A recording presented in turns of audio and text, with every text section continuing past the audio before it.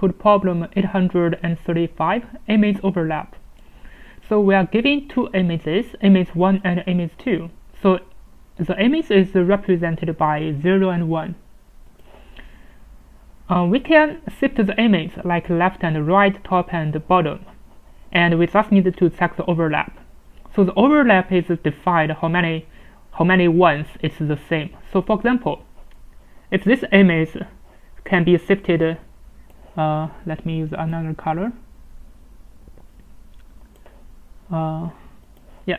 So if this image can be shifted in this position, so for example, if it can be shifted here, and this image is 1, so this position gonna be 1, and here gonna be 1, 1, 1. So how many ones overlap? How many ones? 1, 2, 3. So we're gonna return 3. Yeah. If we solve it like the shifting, it's gonna be difficult. Because even though we can shift it like the right place, we can shift it to right or shift it to bottom, but there will be a lot of combinations. But that is only one case. But this image can also be shifted. Yeah, can also be shifted starting from this cell or the other cell. Yeah, or the top right or the bottom left. Or it can start from the top left and bottom right. But there will be a lot of different combinations, as you can see that. So the combinations will be a lot. So this will be difficult to solve the problem. But we can use another way. So this way, similarly, we're gonna use another way to solve it. So we're gonna use the translation of each of the cell to get the final result.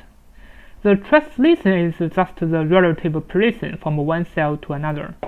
So for example, if for this cell, if the position if we have a 1, so we're gonna have a position of 0 and 0.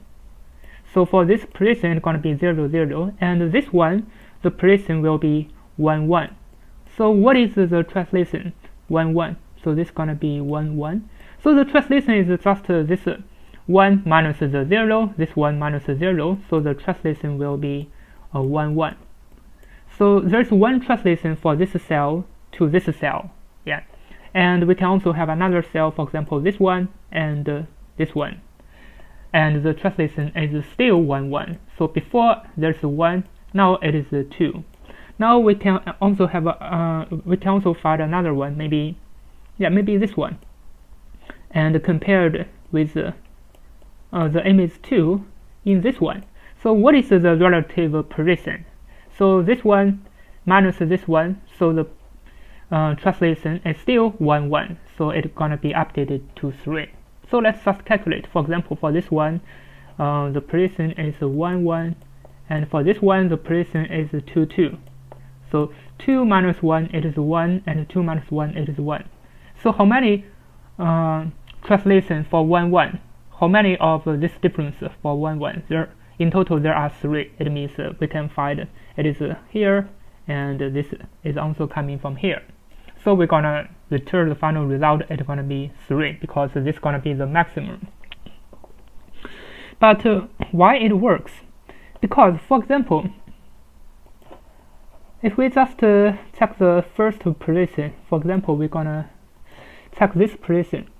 So what is the relative difference from this one to all other ones in image 2? So it's gonna always be different. So this one to this one here, it is 1, 1.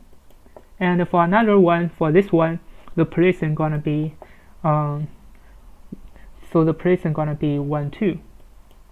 As we can see, it's different. And this one to the first position, this one is 2, 2. Yeah.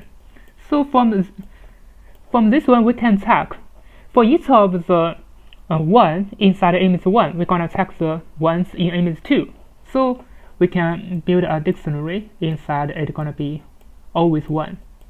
Next, we're gonna check the next one. Maybe this one has already been checked. Maybe we're gonna check this one. So how can we check it? So basically this yeah. So basically this one, the precision is 1 2. So we're gonna use we're gonna use this 1 2 to check the precisions with all other precisions in image 1. Yeah, here we finished the first precision in image 1, this one. Now we're gonna check the second precision, maybe this is 0 1. Yeah, for the 0 1 we can also check it like that. So it's gonna be 1 1 minus 0 1 and 2 1 minus 0 1. So what about the 1 2 minus 0 1? It's gonna be 1 1. So this 1 1 will be updated to 2. Maybe, yeah, we're gonna check this one. So for this one, we're gonna check maybe with this one. So the 2 2 minus 1 1. So the 1 1 would be updated to 3. I didn't calculate others because others don't matter, because I gonna return the maximum value. It's gonna be 3 inside of the dictionary. Yeah, so this is the basic solution to solve the problem. Basically, we're gonna put all ones in image 1 inside an array and all ones in image 2 inside an array, and then we're gonna check the translation. The translation is just a tuple, so it means the relative difference from each cell in image 2 with a definite cell in image 1. We're gonna check all the difference, and then we're gonna put it inside a dictionary. We're gonna check the maximum value. Now let's go back to solve it. So I'm gonna define a function check. So this check is just to put the tuples of ones inside an image to an array. So I'm gonna define an array. Yeah, but before that, I'm gonna define two variables R and C. It's gonna be the length of the image 1 and the length. Yeah, it's gonna be the same, basically. Yeah. So the length of the image 1 0. But for our problem, this R and C should be the same. Yeah. Now I'm gonna check it. So for R in range capital R, and for C in range capital C. So if image with RC equals to 1, so I'm gonna put it inside of the array. So I'm gonna put a tuple with RC inside the array. And finally, I'm gonna return this array. Now I can calculate two arrays. Array 1 and array 2 would be the check with image 1 and check with image 2. So currently, I'm gonna check all the tuples of ones in image 1, put it inside an array 1. And similarly, I'm gonna put all the tuples of ones inside image 2 to an array with array 2. After that, I'm gonna check it. So I'm gonna just enumerate all cases. So for x1, y1 in array 1, in array 1, and for x2, y2 in array 2.